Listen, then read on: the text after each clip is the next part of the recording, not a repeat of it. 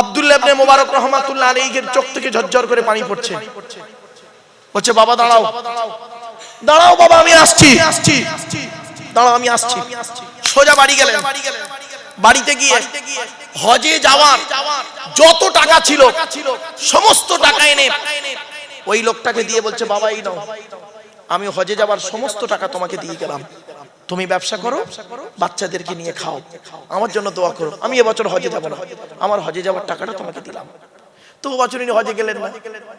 ওনার বন্ধু কিন্তু হজে চলে গেছে। ওনার বন্ধু হজ করে বাড়ি ফিরেছে।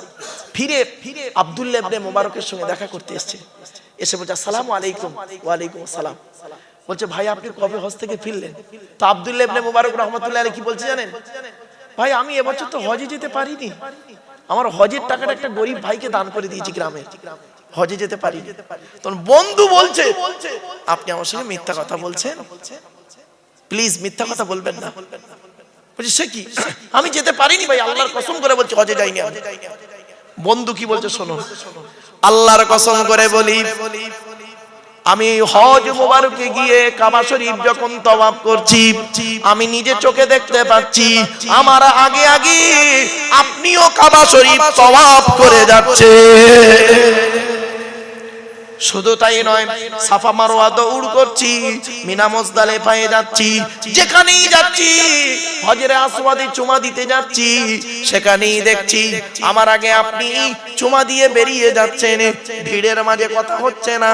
এমন কি রাসূলের রওজা মোবারকে গিয়ে যখন আমি সালাম দিচ্ছি দেখতে পাচ্ছি আমার আগে আগে আপনি সালাম দিয়ে বেরিয়ে যাচ্ছেন। আমি মনে মনে ভাবলাম কি এমন অপরাধ করেছি তাই হজ থেকে ডাইরেক্ট আপনার কাছে এসেছি। সঙ্গে সঙ্গে আব্দুল্লাহ ইবনে মুবারকের চোখ থেকে ঝরঝর করে পানি পড়ছে। সেই রাতে আব্দুল্লাহ ইবনে মুবারক রাহমাতুল্লাহ আলাইহি স্বপ্নে দেখছেন একজন ব্যক্তি ওনাকে বলছেন, এই আব্দুল্লাহ ইবনে মুবারক, এবছরও তুমি হজে না গিয়ে হজের টাকাটা একটা গরিবকে দান করার কারণে আল্লাহ খুশি হয়ে তোমার হজকে আল্লাহ কবুল করে নিয়েছে। কি বুঝলেন?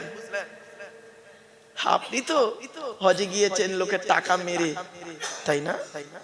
রাগ করবেন না, লোকের টাকা মেরে হজে গিয়েছেন, ছি ছি ছি ছি ছি। আর উনি হজে না গিয়ে কবুল করেছেন হজ। বাড়ি থেকে ভাববেন।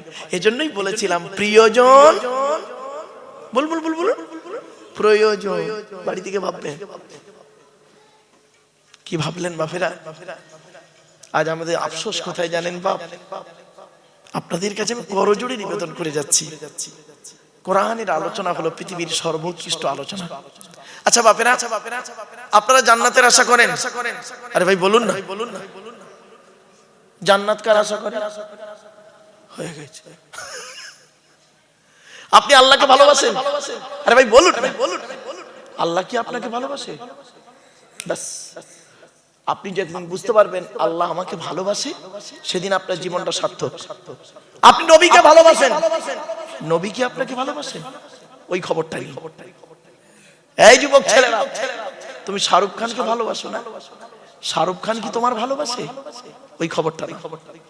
চলো না গিয়ে আল্লাহর নবী বললেন ইন্নাল জান্নাতা তাশতাকু ইলা খামসাতি নাফার, জান্নাত 5 শ্রেণীর মানুষের জন্য আশা করে।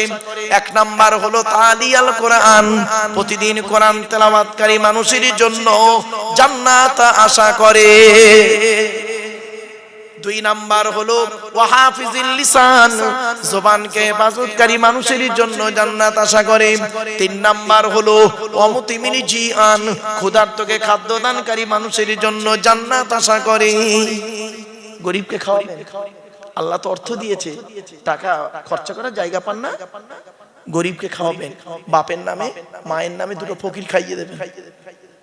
4 নাম্বার হলো মুকসিল উরিয়ান, বস্ত্রহীনকে বস্ত্র দানকারী মানুষের জন্য জান্নাত আশা করে। আমার বাপেরা, কথাটা শুনতে হয়তো খারাপ লাগছে আপনাদের, ঠান্ডা এখনো রয়েছে, যায়নি। 10টা কম্বল কিনে গরিবকে দান করলে, 10টা কাপড় কিনে গরিবকে দান করলে জান্নাত আশা করে ওই ব্যক্তির জন্য। 5 নাম্বার হলো ওয়ামান সাল্লাল্লাহু হাবিবির রহমান, যে ব্যক্তি নবীর উপরে বেশি বেশি করে দরুদ পাঠ করে ওই লোকটার জন্য জান্নাত আশা করে। তাই উচ্চ আওয়াজে দরুদ আল্লাহুম্মা সাল্লি আলা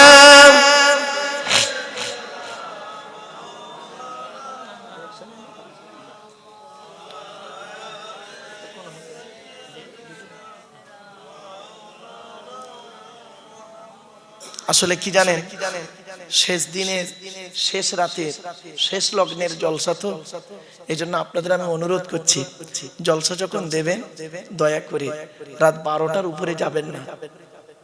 12টার পরে না মানুষের ওয়াজ শোনার মেন্টালিটি ভালো থাকে না। কথা বুঝতে পারছেন? যদি আপনাদের খুব যায় 11টা থেকে 12টা করবেন, এর বেশি যাবেন না।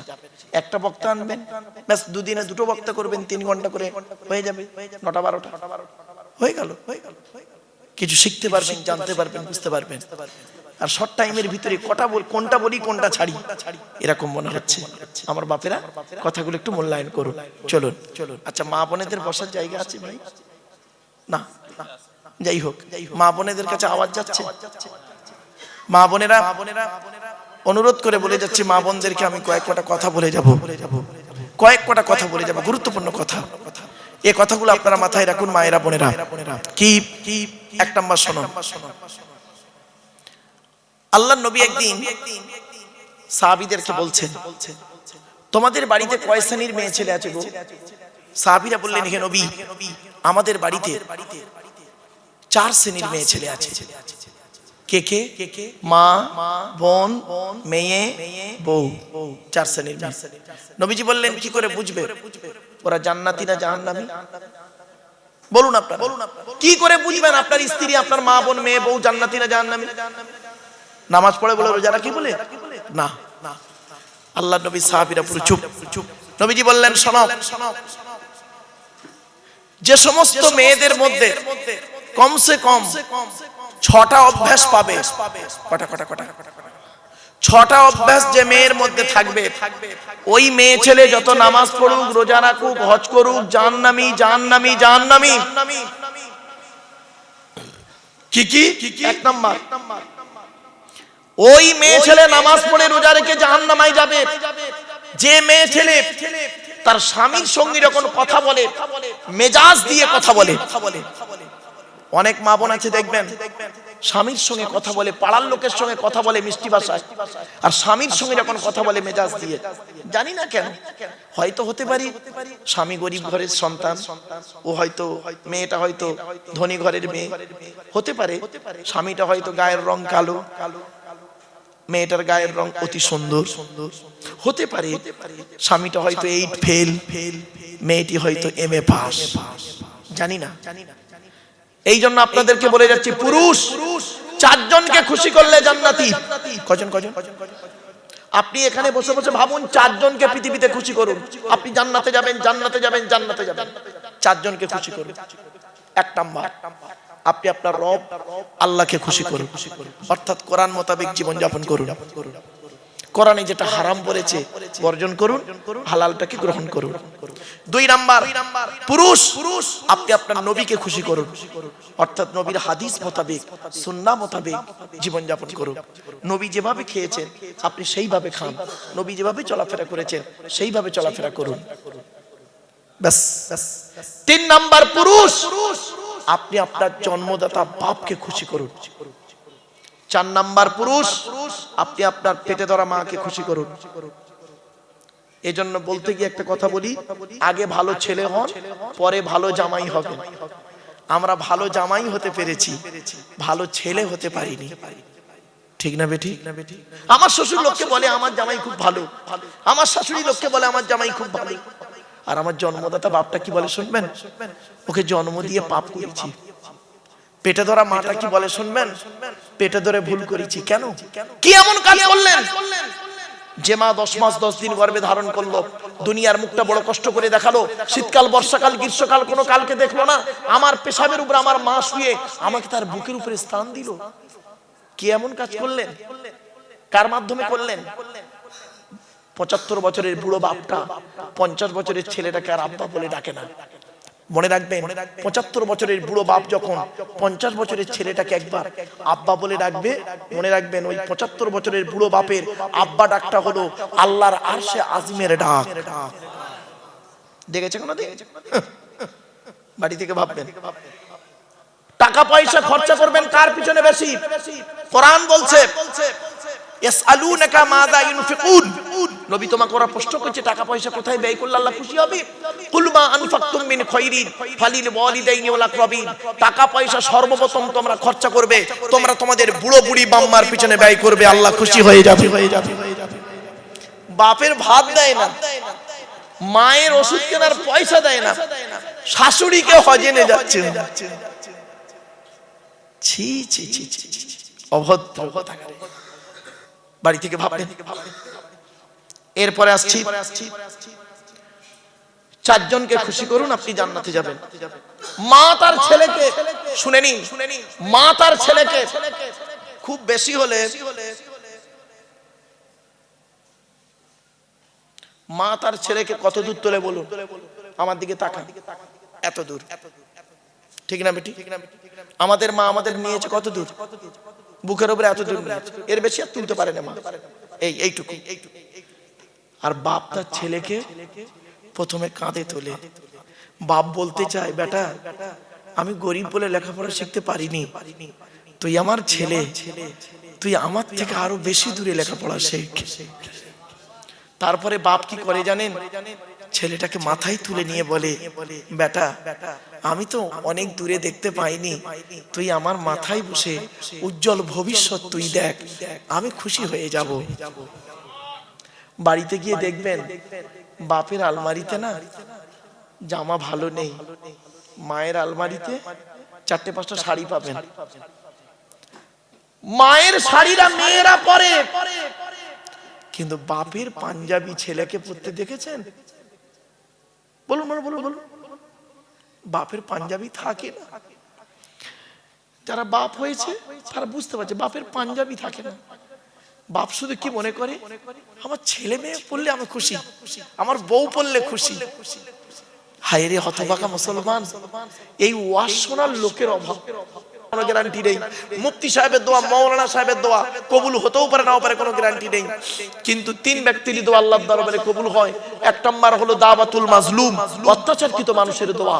কোন স্বামী যদি স্ত্রীর উপরে অন্যায়ভাবে অত্যাচার করে, ওই স্ত্রী যদি বলে আল্লাহ আমি অন্যায় করিনি, আমার স্বামী আমার উপরে নির্মমভাবে অত্যাচার করছে, আল্লাহর তরফ থেকে গজব পড়বে, বলতে আর হবে না।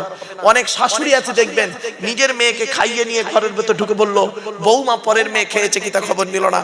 শাশুড়ি মায়েদেরকে বলে যাচ্ছি, মায়েরা মনে রাখবেন, আপনি বৌমা পরের মেয়েকে যদি আপন করতে না পারেন, আল্লাহ আপনারও মেয়ে দিয়েছে, লোকের বাড়ি বৌমা হয়ে যাবে, আল্লাহর তরফ থেকে গজব পড়বে, বলতে আর হবে না। অনেক ননদ আছে দেখবেন, ভাইয়ের কানে কামড়াচ্ছে যাতে ভাই ভাবিকে মারে, এই ধান্দা করে। ও যুবতী বোনেরা শুনে নাও, ঘুটে পড়ে গোবর হাসে, ঘুটে বলে তোর একদিন আছে, তুমি ভাবি পরের মেয়েকে যদি আপন করতে না পারো, তোমাকেও একদিন লোকের বাড়ি ভাবি হয়ে যেতে হবে, আল্লাহর তরফ থেকে গজব পড়বে, বলতে আর হবে না। অনেক বৌমাও আছে দেখবেন ডেঞ্জার, স্বামীর ইনকাম বেশি, স্বামীটাকে নিয়ে, ছেলেটাকে মেয়েটাকে নিয়ে খালি আলাদা খাবার ধান্দা করে। একই দিয়ালের এপারে স্বামী স্ত্রী ছেলে মেয়েকে নিয়ে মুরগির গোশত দিয়ে ভাত খায়, আর দিয়ালের ওপারে শ্বশুর শাশুড়ি বুড়ো বুড়ি আলু ভর্তা ডাল খায়। ওই বৌমার একটু বিবেকে বাঁধলো না, আজকের আমার বাম্মা যদি থাকতো আমি গোপনে 1 পিয়ালা তরকারি দিয়ে আসতাম, ওরে বৌমা তুমি মুফতি সাহেবের মেয়ে হও, হাজী সাহেবের মেয়ে হও, তুমি তোমার শ্বশুর শাশুড়িকে যদি নিজের বাম্মার মতো ভক্তি শ্রদ্ধা করতে না পারো, তোমার মতো বৌমাও হলো জাহান্নাম। ইসলাম কোনদিন এক পেশে কথা বলে না। 2 নাম্বার হলো ওয়াদাবাতুল মুসাফিরিন, মুসাফিরের দোয়া আল্লাহ কবুল করেন।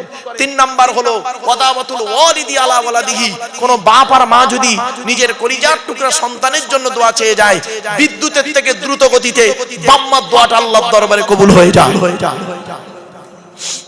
একজন ব্যক্তি বললেন, হে নবী আমার বাম্মা দুজনেই মরে গেছে, আমি এখন কি করব?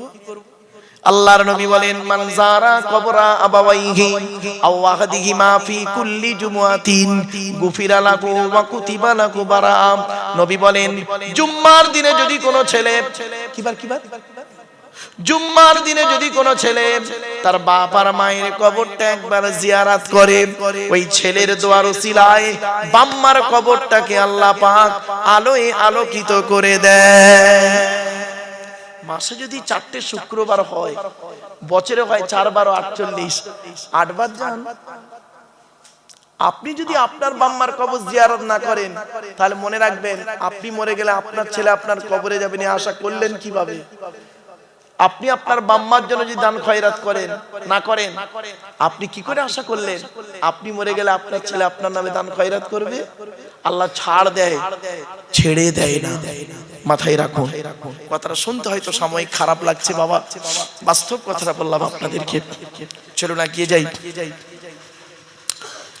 এরপরে নবীজি আসছি, মেয়েদের পুরুষ 4 জনকে খুশি করলে জান্নাতি। আরেকটা কথা বলি, পুরুষরা ওরা ওদের শ্বশুর শাশুড়িকে জানা ভক্তি শ্রদ্ধা করে, নারীরা মেয়েরা ওরা যদি ওদের শ্বশুর শাশুড়ির চারানা ভক্তি ভালোবাসতো, সংসারটা জান্নাত হয়ে যেত। ঠিক না বেঠিক? সংসারটা জান্নাত হয়ে যেত। এই জন্য আল্লাহর নবী বললেন, যে সমস্ত মেয়েদের মধ্যে 6টা অভ্যাস থাকবে, ওই মেয়ে যত নামাজ পড়ুক, রোজা রাখুক, পর্দা করুক, হজ করুক, তাহাজ্জুদ পড়ুক, জাহান্নামী জাহান্নামী জাহান্নামী। 1 নাম্বার ওই মেয়ে ছেলে জাহান্নামী নারী। আমার মা বোন যারা শুনছেন, মায়েরা বোনেরা, এই গভীর রাতে তাহাজ্জুদের সময় বলে গেলাম, মা কবরে কবে শোবো জানি না, তবে শোয়ার আগে কথাগুলো বলে গেলাম। 1 নাম্বার ওই মেয়ে ছেলের প্রতি আল্লাহর গজব লানত, যে মেয়ে ছেলে স্বামীর সঙ্গে যখন কথা বলে, মেজাজ দিয়ে কথা বলে। খবরদার মা বোন না, স্বামী নামক বটগাছটা যেদিন মরে যাবে, স্বামী নামক বটগাছটা যেদিন মরে যাবে, সেই দিন আপনি বুঝতে পারবেন কি জিনিস হারিয়েছি, এখন বুঝতে পারবেন না। 2 নাম্বার নবী বললেন, ওই নারীদের প্রতি আল্লাহর গজব যে নারী স্বামীর দুর্নাম বদনাম অন্যের কাছে করে বেড়ায়। 3 নাম্বার ওই নারীর প্রতি আল্লাহর গজব, নামাজ পড়ে রোজা রেখে ওই নারী জাহান্নামে যাবে। যে নারী স্বামী থাকতে অন্য পুরুষের সঙ্গে পরকীয়ায় লিপ্ত হয়। অনেক মা বোন এমন আছে, বাস্তব কথা বলছি বাবা। চলেন 4 নাম্বারটা খুব ইম্পর্টেন্ট। নবী বললেন কি, ওই নারীর প্রতি আল্লাহর গজব জাহান্নাম যে মেয়ে ছেলে বিনা কারণে স্বামীর বিছানা ছেড়ে দিয়ে অন্য বিছানায় রাত কাটায়। কি ভাবছেন আপনি? 5 নাম্বারটা খুব ইম্পর্টেন্ট। কি, ওই নারী জাহান্নামে যাবে যে নারী স্বামীর পরিবারের সঙ্গে খারাপ আচরণ করে। স্বামীর পরিবারকে, স্বামীর বাপ, স্বামীর মা, স্বামীর ভাই, স্বামীর বোন। অনেক মা বোন আছে দেখবেন স্বামীকে খুব ভালোবাসে, স্বামীর বাপ ভাইকে দেখতে পারে না। ওর বাপ ভাই এলে দেখবেন কত ভক্তি শ্রদ্ধা চলে, আর স্বামীর বাপ ভাইয়ের প্রতি কোনো গুরুত্ব নেই। ও নারী জাহান্নামী নারী। 6 নাম্বার হলো ওই নারীর প্রতি আল্লাহর গজব, জাহান্নামে যাবে ওই নারী নামাজ পড়ে রোজা রেখে। যে নারী তার স্বামীকে বলে, তোমার সঙ্গে বিয়ে হয়ে আমার জীবনটা নষ্ট হয়ে গেছে, আমার মতো মেয়ে বলে তুমি পার হয়ে গেলে, অন্য কেউ হলে বুঝতে পারতেন। অনেক মা বোন বলে দেখবে, খবরদার মা বোনরা, জীবনে কোনোদিন স্বামীকে এই কথা বলবেন না। কেন বলবেন না শুনে নিন, জন্ম মৃত্যু বিবাহ সবই আল্লাহর হাত। ঠিক না বেঠিক? মা বোনেরা শুনে নিন, আপনার যে বর্তমান স্বামী হয়েছে, আপনি নিজে ওকে চয়েস করেছেন। বাবাজিরা শুনে নিন, আপনার যে বর্তমান স্ত্রী আছে, আপনি ওকে চয়েস করেছেন। কবে বলবো? বলবো, শুনবেন? আপনাকে পৃথিবীতে আসা, আপনি পৃথিবীতে আসা 50,000 বছর আগে আল্লাহ পাক আপনার আমার তকদিরকে ঠিক করেছেন। শুনে নিন, আপনার আমার আত্মাকে আল্লাহ করলেন কি, একটা পুরুষের আত্মাকে প্রথম দাঁড় করালো। আল্লাহ সেই আত্মাকে বলছে, পুরুষের আত্মা সে আপনার হতে পারে, আমার হতে পারে। পুরুষের আত্মাকে আল্লাহ বলছে, এই এখানে এতগুলো নারী আছে, এতগুলো নারী পৃথিবীতে আছে, এতগুলো নারীর মধ্যে কোন নারী তো স্বামীর স্ত্রী হলে তুই খুশি হবি বল? আপনি চয়েস করলেন আল্লাহ, এতগুলো নারীর মধ্যে এই নারীটা আমার স্ত্রী হলে আমি খুশি হতাম। আল্লাহ ফেরেশতাদের বলল, লিখে নাও, লিখে নাও এর নামটা, এর নামটা। তখন ফেরেশতারা বলছে, আল্লাহ মেয়েটার বাড়ি তো মুর্শিদাবাদ, আর ছেলেটার বাড়ি তো বসিরহাট। কি করে হবে? আল্লাহ বলে কি করে হবে সেটা আমার দায়িত্ব। এই ছেলেটা বিয়ের জন্য পাত্রী খুঁজবে, 100টা পাত্রী খুঁজবে, কোনো মতেই মিলবে না, পছন্দ হবে না।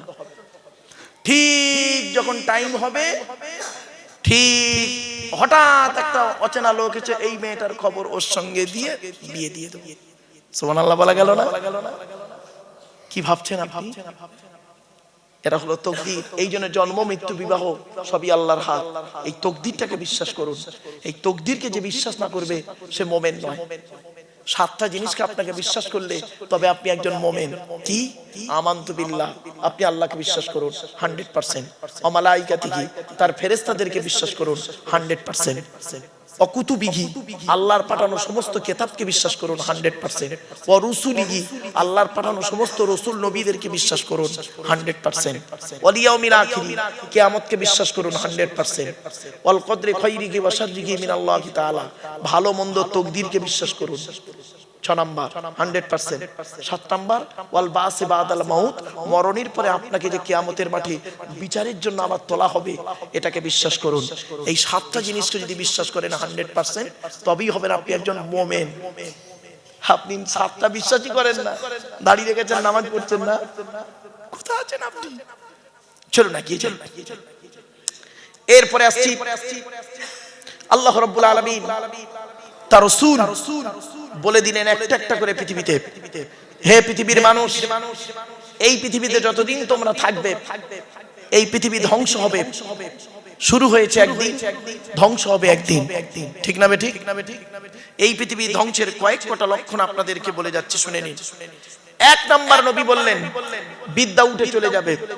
আজ মাধ্যমিক, উচ্চ মাধ্যমিক, বিএ পাস, এমএ পাস, আলেম, হাফেজ, মাস্টার, ডাক্তার, ইঞ্জিনিয়ার, প্রফেসর বেড়ে গেল। বুড়ো বুড়ি মাম্মার অনেকে ভাতও দেয় না, খবরও নেয় না। ঠিক না বেঠিক? নবীর এই কথাকে নিয়ে কে গবেষণা করলো? 1996 সালে প্যারিসে ইউনেস্কো সংস্থা থেকে জ্যাকি ডালার বলে এক ভদ্রলোক, তিনি বললেন মুহাম্মদ সাল্লাল্লাহু আলাইহি ওয়াসাল্লামের কথাকে আমি গবেষণা শুরু করলাম। গবেষণা করে বের করলেন কি? বিদ্যাকে 4 ভাগে ভাগ করলেন। ক ভাগে? 4 ভাগে। যারা এডুকেশন বলে একটা সাবজেক্ট আছে না 11 12 এ, এই স্টুডেন্টরা এডুকেশন সাবজেক্টটা যখন তোমরা পড়ো 11 12 এ, কই তখন তো বইয়ের প্রথম পৃষ্ঠাটা খোলো না, মেন পৃষ্ঠায় খোলো, কিন্তু প্রথম পৃষ্ঠাটা উল্টেই দেখবে এই 4টে জিনিস পাবে। তিনি বলছেন লার্নিং টু নো, কিছু জানার জন্য বিদ্যা অর্জন করা। ম্যাথ জানিনি, অঙ্ক জানিনি, ভৌত বিজ্ঞান, জীবন বিজ্ঞান জানিনি, জানার জন্য বিদ্যা অর্জন করা, এটা প্রত্যেকের মধ্যেই আছে। লার্নিং টু ডু, কর্মদক্ষতা অর্জন করার জন্য বিদ্যা অর্জন করা। মাধ্যমিক, উচ্চ মাধ্যমিক, বিএ পাস করে, বিএড করে, এমএ করে, সার্ভিস কমিশন পরীক্ষা দিয়ে চাকরি পাবো, বউটাকে নিয়ে, ছেলেটাকে নিয়ে বারাসাতে ঘর ভাড়া করে থাকবো, আর বাপকে মাসে মাসে 100 করে 1000 করে টাকা দেবো। 3 মাস দেওয়ার পরে বলবো আব্বা এ মাসে মাইনে হয় না, আর দুগুনি। কি বুঝতে পারছেন? বুঝতে পারছেন তো? হ্যাঁ। 3 নাম্বার হলো লার্নিং টু লিভ টুগেদার, একত্রে বসবাস করার জন্য বিদ্যা অর্জন করা। আমি এমএ পাস, আপনি এমএ পাস, আপনি হিন্দু, আমি মুসলিম, আপনি খ্রিস্টান, আমি মুসলিম, আমরা বিদ্যা অর্জন করে শিক্ষিত মানুষ পাশাপাশি ঘর বেঁধে থাকবো, ভ্রাতৃত্ব বজায় রেখে চলবো, মারামারি ঝগড়া করব না, একে অপরের বিপদে ঝাঁপিয়ে পড়বো, এই ধরনের বিদ্যা অর্জন করা, লার্নিং টু লিভ টুগেদার, এটা আমাদের মধ্যে আছে। কিন্তু আমাদের মধ্যে যেটা কম সেটার কথা নবী 1500 বছর আগে বলে গেছেন। জ্যাকি ডালার বললেন লার্নিং টু বি, প্রকৃত মানুষ হওয়ার জন্য বিদ্যা অর্জন করা, এটাই আমাদের অভাব। ঠিক না বেঠিক? প্রকৃত মানুষ হওয়ার জন্য বিদ্যা অর্জন করা। স্কুলে পড়লে 1 বছর একটা ক্লাস, আর এখানে 2 ঘন্টা একটা ক্লাস। এজন্য আমি বলি বাবা শুনে রেখে দিন, প্রাইমারি স্কুলের একজন টিচার, প্রাইমারি স্কুলের টিচার ক্লাস 1 এ গিয়ে একটা ক্লাস করেন 40 মিনিট, মাসের শেষে মাইনে হলো 40,000 টাকা। আর ক্যালকাটা ইউনিভার্সিটি একজন লেকচারার এমএ সেকেন্ড ইয়ারে গিয়ে একটা ক্লাস করেন 40 মিনিট, মাসের শেষে তার মাইনে হলো 1.5 লক্ষ টাকা। কেন? মনে রাখবেন, সব জায়গাতে যদি পরিশ্রম করলে সফলতা আসতো তাহলে বনের রাজা গাধাই হতো, সিংহ আর হতো না। গাধা 16 ঘন্টা খাটে, সিংহ 16 ঘন্টা ঘুমায়। একটু টেকনিক্যালি প্রবলেমের জন্য সব শেষ। ছোট্ট একটা উদাহরণ দিচ্ছি, সেদিন মাস্টার ডিগ্রি ছেলেদেরকে এই এক্সাম্পলটা দিয়েছিলাম, আপনাদের একটু অনুরোধ করছি একটু শোনেন, উত্তরটা দেন তো দেখি। তিন বন্ধু এক জায়গায় বসে যুক্তি করছে, কি করা যায় বলতো, একটা ব্যবসা করব। তিন বন্ধু, তা কিসের ব্যবসা করা যায়? একটা বলছে, ও একটা বলছে, একটা বলছে, সম্মিলিতভাবে একটা সিদ্ধান্ত এলো, তেলের ব্যবসা করব। কিসের? পেট্রোল পাম্প করব। তেলের ব্যবসা, পেট্রোল পাম্প করব। তা তিন বন্ধু মিলে একটা পেট্রোল পাম্প করেছে। কোথায় জানেন? দোতলায়। কোথায়? দোতলায়। তো 6 মাস হয়ে গেল, 1 লিটার তেল বিক্রি হয়নি। দোতলায় কে উঠবে?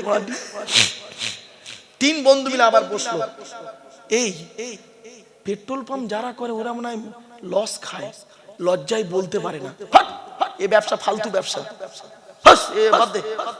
তা কি করব? চল রেস্টুরেন্ট করব বলে এখন পেট্রোল পাম্প বন্ধ করে দিয়ে ওরা 5 স্টার হোটেল করেছে। 6 মাস হয়ে গেল, একটাও খরিদ্দার আসে না। কেন?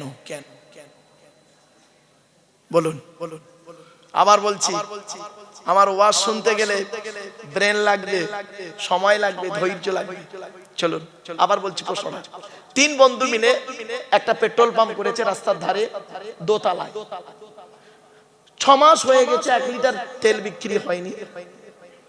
ওরা করেছে কি, ওই পেট্রোল পাম্প বন্ধ করে দিয়ে দোতলাতে একটা 5 স্টার হোটেল খুলেছে। তখন না গাড়ি উঠতে পারছে না বলে তেল বিক্রি হচ্ছিল না, এখন তার গাড়ি ওঠার ব্যাপার নেই। দোতলায় রেস্টুরেন্টটা করেছে, ভালো 5 স্টার হোটেল। 6 মাস হয়ে গেল, একটাও খরিদ্দার যায়নি। কারণটা কি?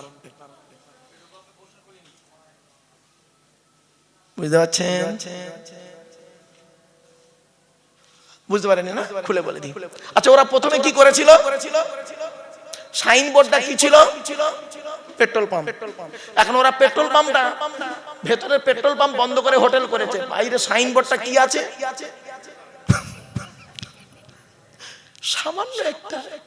সামান্য একটা কাগজ, হেডিং লাইন, সামান্য একটা হেডিং। এইটুকুর জন্য 1 বছর লস, দুটো ব্যবসায়ী লস। বাপেরা বাড়ি থেকে ভাববে। এজন্য অনুরোধ করে আপনাদের, এইসব ওয়াজ শোনার লোকের অভাব। এসব শুনতে গেলে 2.5-3 ঘন্টা সময় লাগে, আর ঠিক 8টায় উঠতে হয়, আর 9টা থেকে 12টা খুব ভালো টাইম। আর এই শেষ রাতে তো কেউ রুকুতে যাচ্ছে, কেউ সাজদায় যাচ্ছে, যখন মাইকে মুখ দিচ্ছে তখন এরম করে উঠছে। কি করব বাপ, কিছু করার নেই। একবার দরুদ শরীফ, আল্লাহুম্মা সাল্লি আলা সাইয়্যিদিনা মাওলানা মুহাম্মদ ওয়া আলা আলি সাইয়্যিদিনা।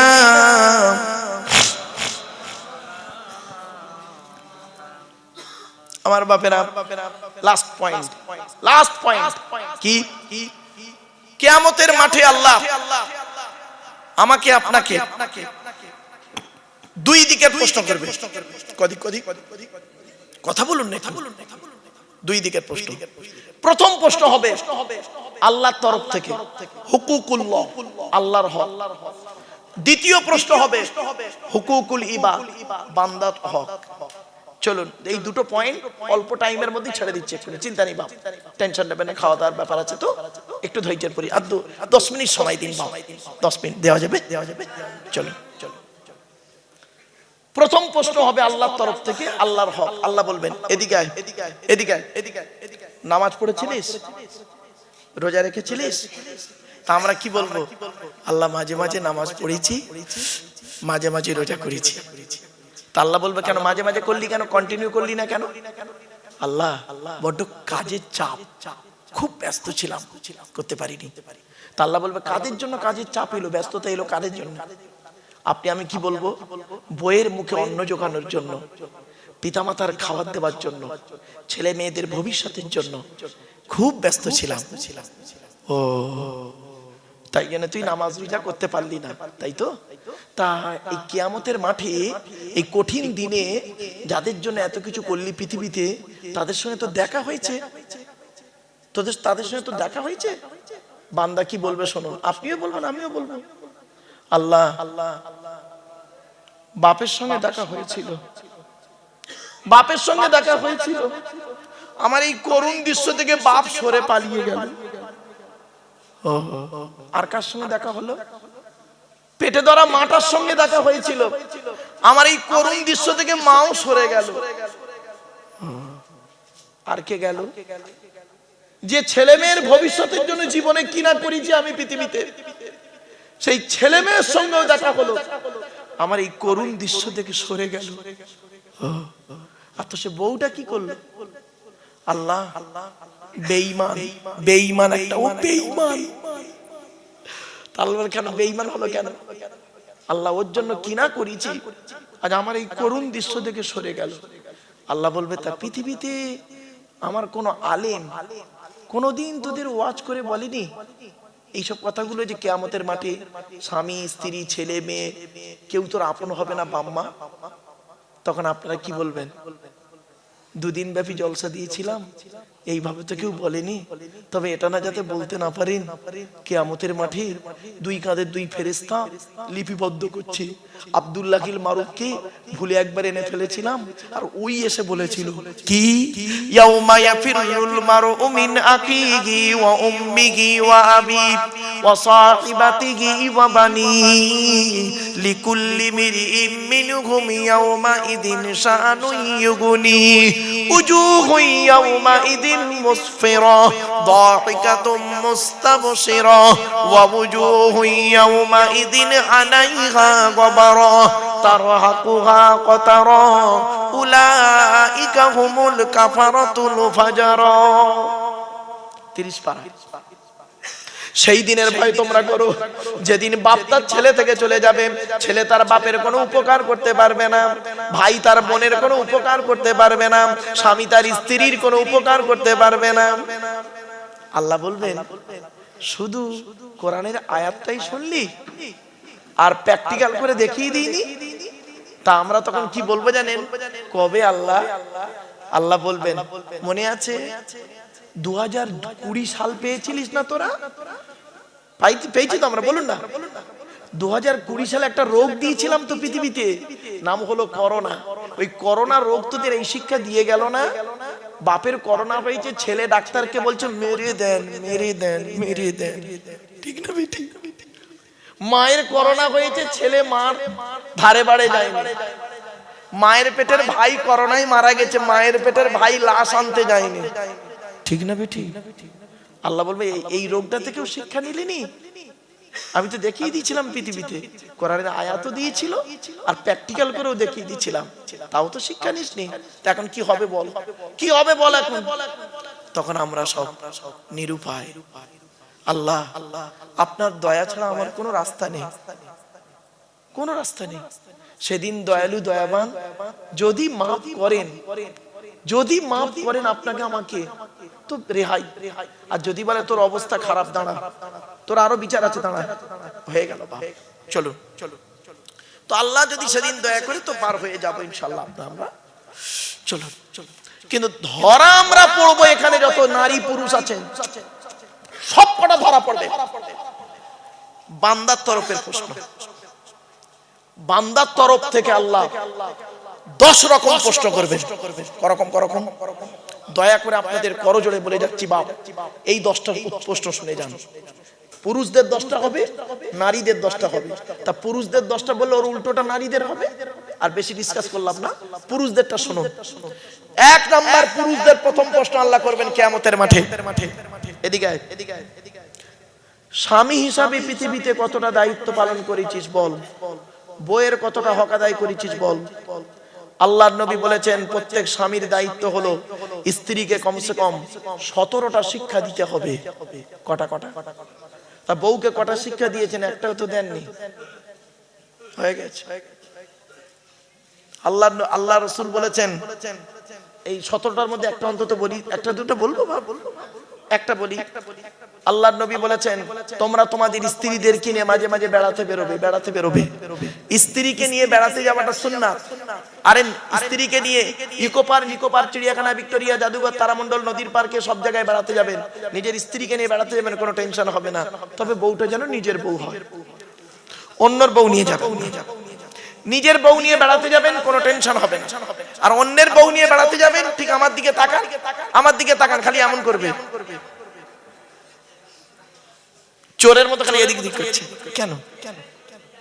2 নাম্বার আরেকটা বলছি, নবীজি বলেছেন এই স্বামীরা তোমরা যেমন খাবে স্ত্রীদের তেমন খাওয়াবে। যখন খেতে বসবে স্ত্রীর গালে খাবার তুলে দেবে, আল্লাহ খুশি হবে। স্ত্রীর গালে খাবার তুলে দিলে, স্বামী যদি স্ত্রীর গালে খাবার তুলে দেয়, সদকা পরিমাণ নেকি আল্লাহ স্ত্রীর আমলনামায় আল্লাহ লিখে দেবে। কোথায় আছে? স্বামীর আমলনামায় সদকা পরিমাণ নেকি লেখা হবে।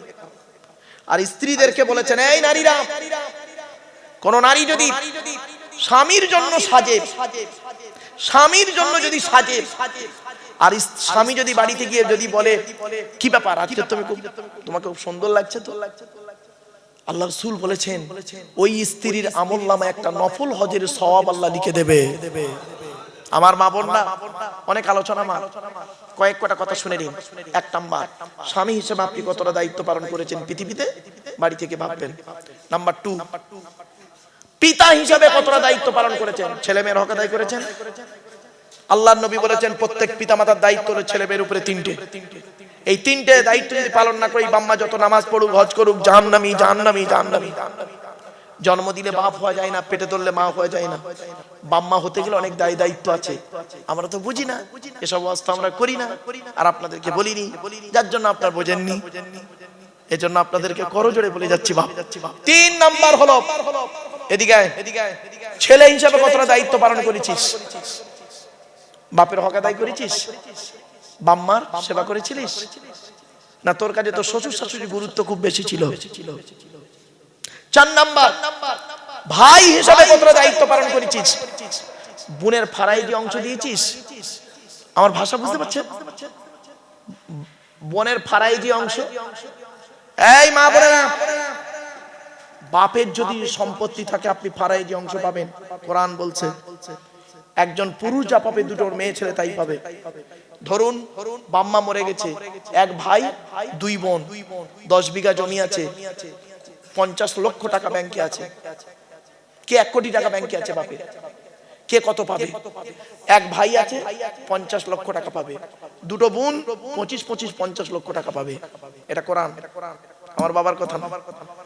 এরপরে নবী বলবেন, আল্লাহ বলছেন কিয়ামতের মাঠে আরো ধরা হবে তোদের। 5 নাম্বার, চাচা হিসেবে কতটা দায়িত্ব পালন করেছিস। চাচা, এখানে যত চাচা বসে আছেন ধরা হবে। আল্লাহ বলবেন কিরে তোর ভাই মরে গেল, তুই চাচা বেঁচে ছিলিস, ছোট ছোট ভাইপোদের সম্পত্তি নিজের নামে রেকর্ড করে নিলি। এত সহজ ভাবলেন? এতিমের মাল যারা খাবে তারা তাদের পেটে নরকের আগুন ঢোকাবে। আমি বলিনি, এই কোরআনে আছে। খবরদার বাপেরা এতিমের মাল কোনোদিন খাবেন না। সূরা নিসা 10 নম্বর আয়াত, ইন্নাল্লাযীনা ইয়াকুলুনা আমওয়ালাল ইয়াতামা যুলমান ইন্নামা ইয়াকুলুনা ফি বুতুনিহিম নারা ওয়া সায়াসলাউনা সাঈরা। এতিমের মাল যারা খাবে তারা তাদের পেটে নরকের আগুনগুলো ঢোকাতে শুরু করবে।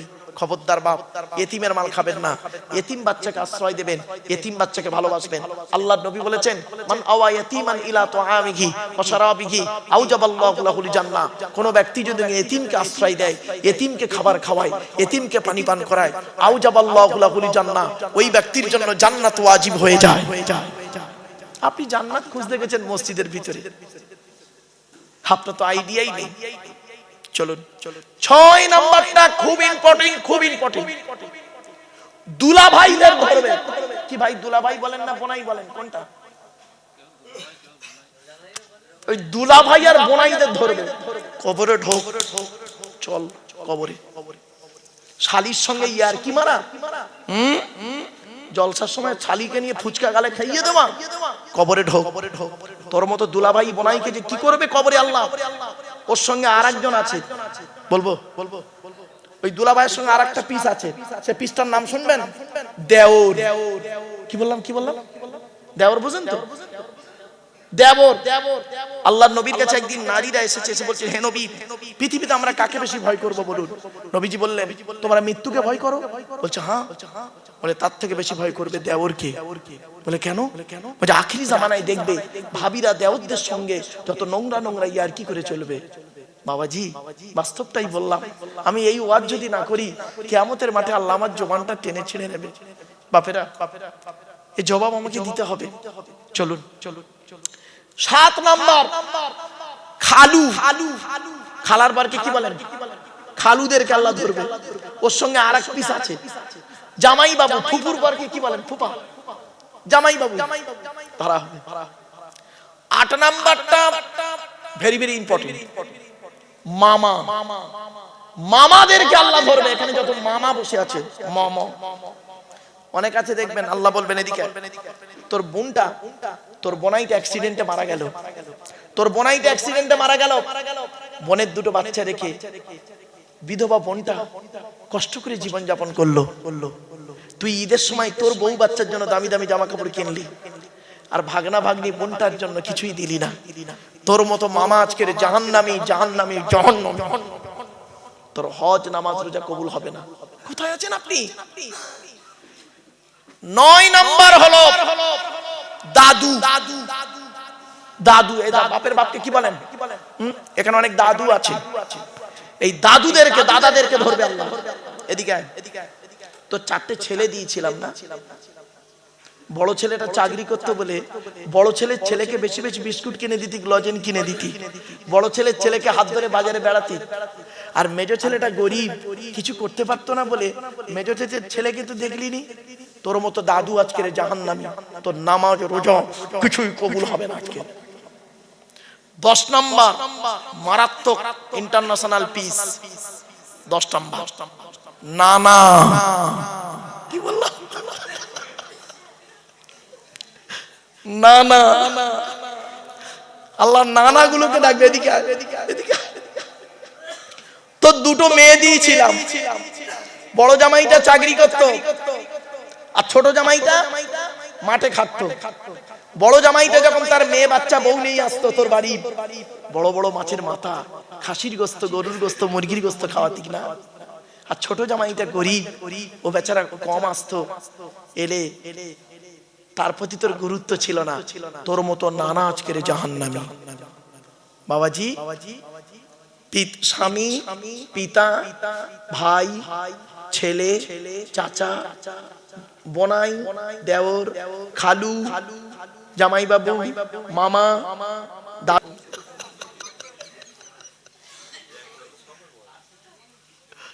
আমার বাপেরা এক একটা দলিল যদি দিই কোরআন হাদিস থেকে, অবাক হয়ে যাবেন। আমার বাপেরা বাড়িতে গিয়ে ভাববেন, আজকের বাড়িতে গিয়ে বালিশে মাথা রেখে এই হতভাগার কথাটা মনে রাখবেন, আর শুয়ে শুয়ে চিন্তা করবেন, আচ্ছা আমি কি দায়িত্ব পালন করেছি? যদি মনে হয় এই 10টা দিক আমার ঠিক আছে, সকালবেলা উঠে বলবেন ইনশাআল্লাহ, ইনশাআল্লাহ আমি জান্নাতি। আর নইলে মরণ পর্যন্ত চেষ্টা করে যাবেন এই 10টা হক যেন আমাকে